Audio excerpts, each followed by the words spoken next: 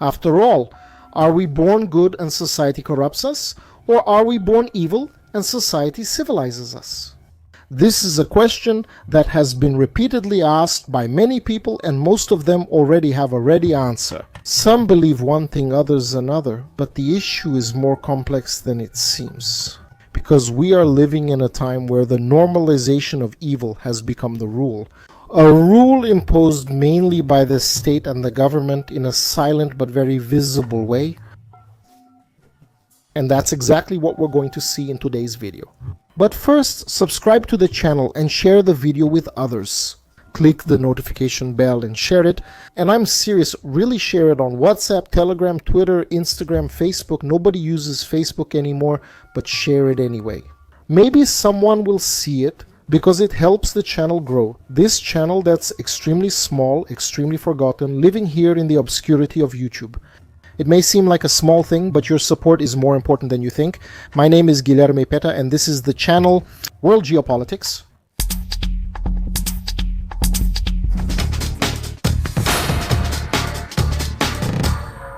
I'm always impressed when I visit Rio de Janeiro, especially the Barra region, not only by how such a beautiful city can be so dangerous, but also by how people from Rio manage to see this as normal. Getting around the city using Uber means seeing drivers pointing out access points blocked by barricades set up by drug dealers, and watching drivers choose specific times to go through certain areas, because those are the times when there are usually clashes between criminal factions. And saying that Rio de Janeiro is just like that, the city really reminds me a lot. Hong Kong, which has a similar energy that I can't really explain, it's not just the mountainous geography facing the sea or the strong humid heat. It's something else that I'm not quite sure about, but Hong Kong is everything that Rio de Janeiro isn't and never will be.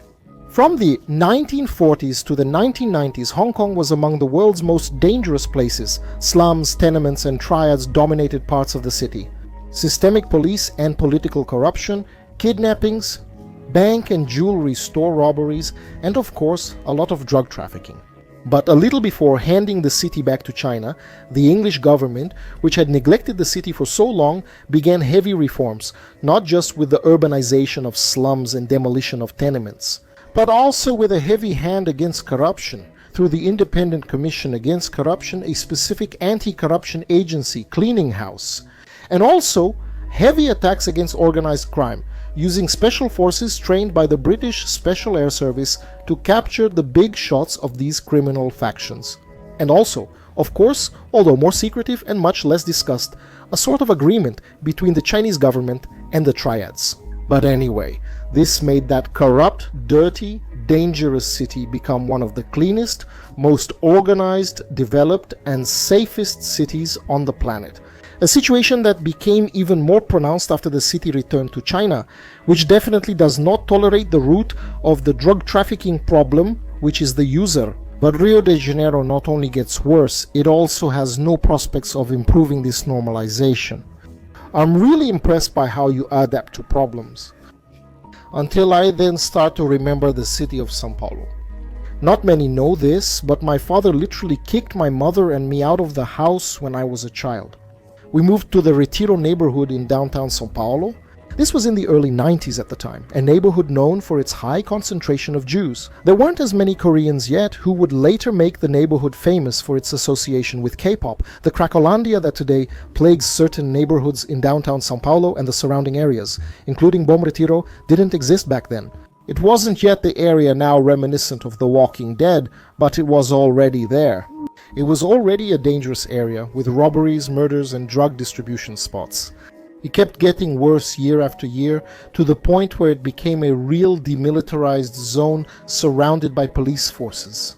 And contrary to what people keep saying, that Cracolândia would be an example of anarcho-capitalism without a state or government, real life is actually just the opposite of that.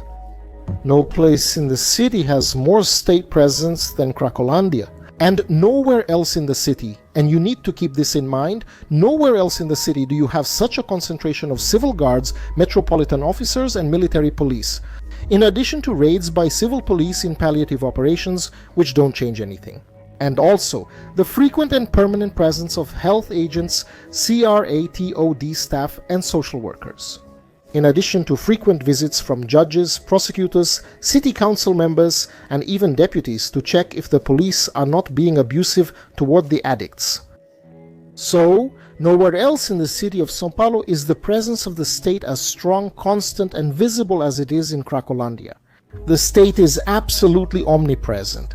In Cracolândia, then, far from being an example of the absence of the state, it's actually the opposite. It's the materialization of what the Brazilian state is, an organization that protects and encourages criminality. Yes, it encourages and protects, because thanks to Cracolândia, businesses have been driven to bankruptcy, either due to insecurity that led to a drop in customers or because of frequent lootings. And also war refugees. Yes, literally war refugees, because there's no other name you can give to people who move because of violence. And of course, these drug addicts are not limited to just that Cracolândia area. They spread throughout downtown São Paulo, Bom Retiro, Jardins, Barra Funda, Sé, Liberdade, Paulista region, all regions that in fact would be tourist areas or should be tourist areas, bringing violence and filth wherever they go like locusts and protected by the state. Because make no mistake, it's not as if the police are to blame, otherwise they would have already done something to solve this. But forces above them prevent and violently attack anyone who goes against drug users. Often the police officers are also victims of these because they are attacked and can't even defend themselves. But the question is, how could it have gotten so much worse? People from São Paulo until 2006, when the Primeiro Comando da Capital attacks happened, they used to be proud of not being, like in Rio de Janeiro, that the military police could go anywhere in the state without danger. But that changed, and just like in Rio de Janeiro, the people of São Paulo tolerated, normalized, and adapted an evil one. I won't discuss other regions, where crime is also rising and becoming uncontrollable, as people normalize this abnormal situation. But after all, why is that? Because we are normalizing what is wrong and tolerating the intolerable for our luck and misfortune at the same time. This is something well studied. Zygmunt Bauman in Modernity and the Holocaust comments on something quite uncomfortable. The Nazi genocides were not committed by monsters or by mentally ill or morally degenerate people, but rather by perfectly normal individuals, operating within the equally normal structure of modern society, because they exposed the rational and everyday nature of the evil that was practiced. It was not about pathological exceptions or outbreaks of collective madness, but about the methodical execution of administrative tasks carried out by people who, in other circumstances, could have been teachers, accountants, lawyers, doctors, family men, and so on. This forces us to rethink, not the extremes, but the very core of what we call normality. The initial attempt to explain the Holocaust as the result of the actions of psychopaths, sadists, or morally deformed individuals, it was completely destroyed by historical research. That's because for Bauman, less than 10% of the SS members could be considered, in quotes, abnormal people. By clinical criteria, the vast majority would have easily passed standard psychiatric tests used in police or military forces. And even worse, the survivors of the camps themselves recognized that episodes of explicit cruelty were carried out by only a few. The rest simply followed orders, often without expressing pleasure or remorse. This means that the genocide was carried out by a functional bureaucracy made up of ordinary people, acting within a modern logic of hierarchy, obedience, and efficiency. This realization is morally disturbing, but it is also sociologically important.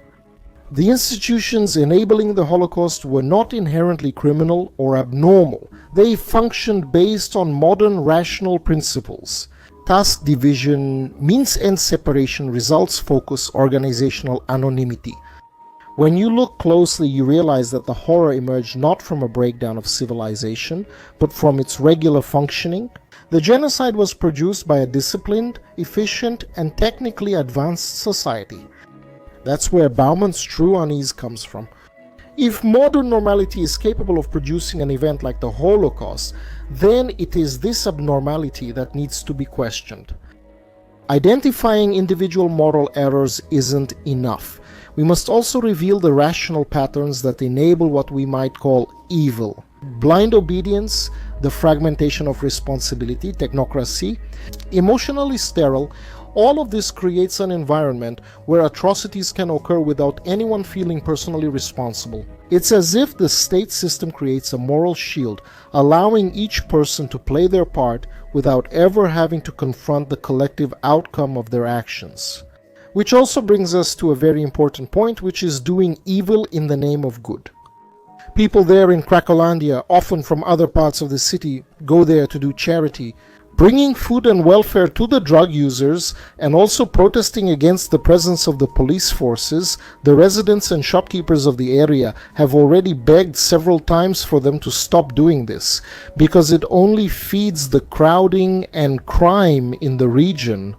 But they, comfortable in their moral superiority, prefer to keep helping the drug users, even knowing that this is harming the residents of the area. In other words, they choose who is worthy of compassion. It's not the person who is working, but the one who is using drugs. And the same thing applies to the distortion of other concepts, like, for example, human rights. In essence, it's a marvel. It's one of the greatest civilizational achievements in human history, but it has been distorted. Not to protect everyone, but to protect precisely the main violators of human rights, who are the criminals. This way, the average person, so to speak, is put in danger, because if they defend themselves, then they also become an aggressor. This wordplay, where you take morally elevated concepts and distort them, is something that has been done very well in recent years here in Brazil and around the world. In the case of Rio de Janeiro, for example, the problem is not just the violence or the corruption itself, but the way these practices have been absorbed by society as part of its daily life. The adaptation to disorder, the indifference in the face of barbarism, and the rebuilding of life amid collapse are signs of a culture that, as Bauman warned, has learned to function within the absurd. I will never act on your gaze at the masses. Psychic Numbing and Genocide by Paul Slovic mentions a psychological phenomenon, emotional desensitization in the face of large-scale tragedies, such as genocides, that leads to collective inaction. In other words, the normalization of the community. In the face of the absurd, the central idea is psychic numbing, a state in which the magnitude of the victims paralyzes human empathy. This happens because our ability to process suffering decreases when confronted with abstract numbers and massive statistics, instead of faces or individual stories. This paradox is amplified by the identifiable victim effect, which shows how people are more likely to take action. When faced with personal and concrete accounts, like the story of a child in danger, rather than data showing thousands of deaths, this emotional disconnect is linked to the collapse of compassion, a phenomenon where the increase in the number of people affected doesn't generate proportional engagement, but rather a feeling of helplessness or indifference. Normalization. He shows this pattern with historical examples, such as the international slowness in the face of the 1994 genocide in Rwanda and other conflicts and genocides. In all these cases, media coverage focused on numbers and scale made the situation abstract, which turns the event into something ethereal, immaterial, and psychologically distant. In the case of Cracolândia, this becomes very clear with the people who go there to supposedly do charity work in Cracolândia. They give food to the drug users without taking into account the damage these users cause in that area, putting the lives of residents in danger, as well as the shopkeepers, who have to go there every day to work. Here, compassion is selective. They are concerned about those drug users, but they don't care about the residents. And at the end of the day, they go back home satisfied that they made the world a better place. After all, they practiced charity. Experimental studies reinforce this thesis. When social problems are presented with statistics, like for example, 250,000 children need help, donations and interest tend to be lower than if it were a single story with a name and a face, with a request for crowdfunding on the internet, for example. But not all is lost, because this normalization of the absurd is not something that comes essentially from within us, as if man were evil by nature. Like everything in the universe, it is relative. I say this because, in the book The Lucifer Effect by Philip Zimbardo, he describes the Stanford prison experiment. A prison simulation that had to be stopped after only 6 days because of several distressing outcomes and mental breakdowns among the participants. The participants were 24 male volunteers who took part in a psychological study about prison life after being evaluated for psychological stability. These volunteers were randomly divided between guards and prisoners. The guards were then given instructions to dehumanize the prisoner and to prevent escapes. Within days, the guards escalated psychological abuse against prisoners. In this, he focused especially on the self-reported mood data provided by the students who played the roles of prisoners and guards. During and after the experiment, the participants filled out lists of adjectives to describe their moods. These adjectives were grouped into two axes: positive mood versus negative mood, and activity versus passivity. The results confirmed what was expected. Based on the observation of behaviors, the prisoners reported 3 times more negative emotions than positive ones and were much more negative than the guards. The guards, although they also had a slight tendency toward negative mood, were much more emotionally stable. An important finding was the emotional instability of the prisoners. Their mood fluctuations over the days were 2 to 3 times greater than those of the guards. Furthermore, on the activity-passivity scale, the prisoners showed much more internal agitation, which indicates an emotional state of conflict, tension, and anxiety. When the experiment was stopped, the results changed drastically. There was a jump in positive mood levels in both groups. Among the prisoners, negativity dropped from 15 to 5, while positivity rose from 6 to 17. They also felt less passive. The interpretation is that the emotional suffering was directly linked to the situation experienced and not to the individual's personalities. In other words, they reacted badly to the environment but returned to balance as soon as they left it. A phenomenon that Zimbardo calls being more attentive. I wake up feeling safe. I trust a lot involved in the transition. They found relief by feeling attentive. Thanks to her, feeling relieved to see the others free, thus eliminating feelings of guilt or abandonment. As for the guards, although less affected during the experiment, they also showed emotional improvement. The average positivity score more than doubled, while negativity, which was already low, dropped even further. Despite this, later records revealed that some guards felt disturbed by their actions, especially for not having prevented the abuses committed. This suggests that although they adapted well to the logic of authority and the repressive role, they were not emotionally shielded from the moral consequences of their actions. Deep down, Zimbardo shows that the psychological effects of the prison environment were profound but temporary.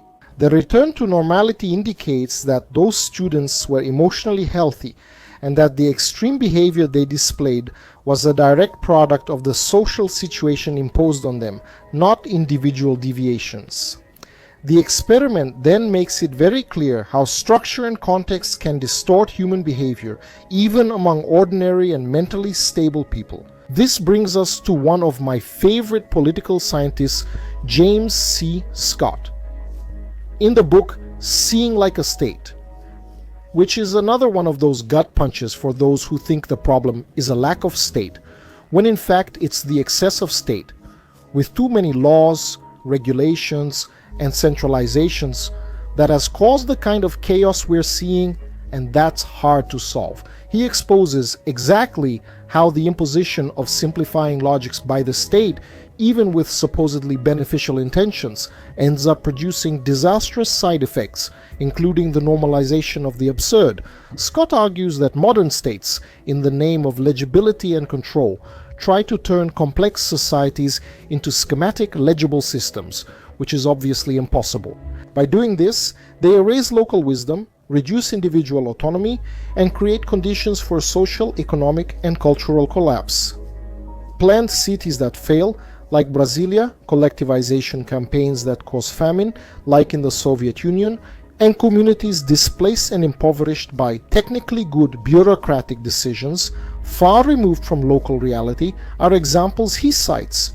What you need to understand is that the most disastrous state interventions originate from the combination of four elements: an administrative simplification of society, an ideology of supposed self-modernization, an authoritarian state willing to impose this ideology, and a prostrate civil society incapable of resisting. Furthermore, Scott maintains a critical line that almost borders on an anarchist idea, but it's not quite that. It is based on the idea that state centralization destroys local capacities for self-government, improvisation, and resilience, something directly connected to how societies like Rio de Janeiro and São Paulo have become hostages to their own degenerate state structures. Because the logic of large-scale social planning is to produce exactly the kind of subjects that these plans presuppose from the beginning: passive individuals, dependent on the state, weakened, and lacking initiative. So, when the state becomes the sole architect of social order, ignoring local knowledge, disregarding the complexity of real life, the cultural and religious aspects of the population, and imposing authoritarian projects, which are, and this is important, always are and always will be abstract, they will always lead to disaster. In other words, contrary to what is imagined, the result is the destruction of autonomy, practical morality, and social resistance. In the end, what remains is a people who have learned to survive within collapse, normalizing the intolerable, living a simulation of civilization. The irony in this context is that strengthening individual rights and the individual actually benefits the collective, while measures supposedly meant to benefit the collective end up making it hostage to a few people. It's not about selfishness or anything like that. It's about respecting individuals with their differences so that society, especially at the local level, has the autonomy to know what's best for itself, because the regional leaders who are there know what's best for them, much better than someone hundreds or thousands of kilometers away who thinks they know the reality based on papers and documents, making decisions that summarily override the lives of millions of people with the stroke of a pen.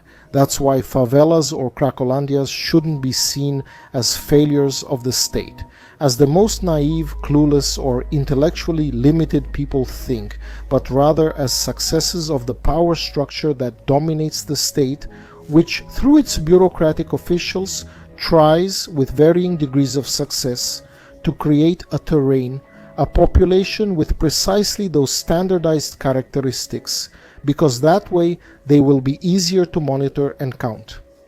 This utopian, immanent, and continuously frustrated objective of the modern state is to reduce chaotic, disordered, and ever-changing social reality into something closer to the administrative grid of its observations. Much of this comes from the art of governing from the late 18th and early 19th centuries, when this kind of project was dedicated to the transition period from tribute to tax, from indirect to direct government, from subordination to assimilation. States generally work to homogenize, standardize, and make their populations as equal as possible, trying to break their segmentation by imposing common languages, religions, currencies, and legal systems, as well as promoting the construction of connected systems of commerce, transportation, and communication. State simplifications are designed to provide authorities with a true, considered country power heard from herd way of understanding the aspects of the whole is to reduce an infinite range of details to a set of categories that make aggregation easier. That's where the question of the universe of reality comes in. Geopolitics in its purest form, because they don't care about ideology or the bureaucrat's signature.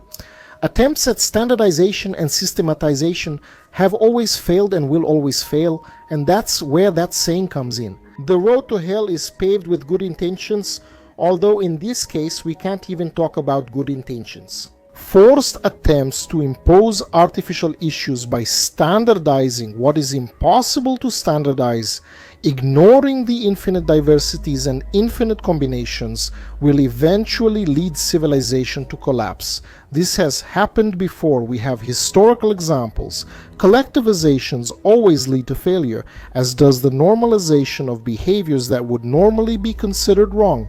The society that watches this passively, thinking that just waiting for the next 4 years to vote will make all the difference because this attitude is very convenient, will also end up paying the price for it, not just the government. I hope you all don't forget to subscribe to the channel and consider becoming a member. By becoming a member, you'll not only have access to exclusive live streams, but also to exclusive series like the Geopolitics of the Mongol Empire, the Geopolitical History of the United States, the Military History of China, and others that will come over time, which will be exclusive for members. So consider becoming a member. That way you'll have access to this exclusive premium content. It also ensures that the World Geopolitics channel stays alive, since it's thanks to the members that we can keep this channel going. Best regards, and see you in the next video. Bye.